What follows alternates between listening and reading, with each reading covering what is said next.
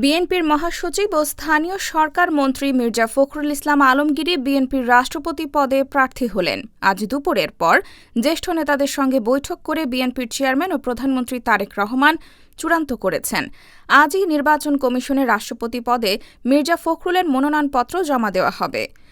সংসদে বিএনপির নিরঙ্কুশ সংখ্যাগরিষ্ঠতা থাকায় মির্জা ফখরুলের দেশের ২৩তম রাষ্ট্রপতি হওয়া অনেকটাই নিশ্চিত বলে মনে করা হচ্ছে।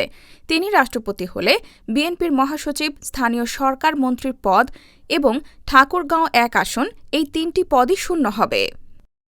মহাসচিব পদে সম্ভাব্য উত্তরসূরি হিসেবে দলের স্থায়ী কমিটির সদস্য ও স্বরাষ্ট্রমন্ত্রী সালাউদ্দিন আহমদ এবং সিনিয়র যুগ্ম মহাসচিব রুহুল কবির রিজভীর নাম আলোচনায় রয়েছে।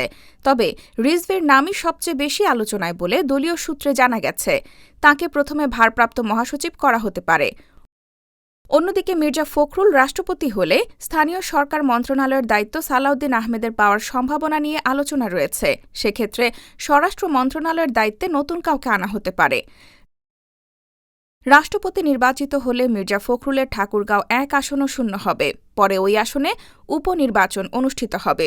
এদিকে জামায়াতে ইসলামীর নেতৃত্বাধীন ১১ দলীয় জোটের পক্ষ থেকে এলডিপি চেয়ারম্যান কর্নেল অবসরপ্রাপ্ত অলি আহমদকে রাষ্ট্রপতি প্রার্থী করা হয়েছে। একাধিক প্রার্থী থাকলে আগামী ২০ আগস্ট রাষ্ট্রপতি নির্বাচন অনুষ্ঠিত হবে।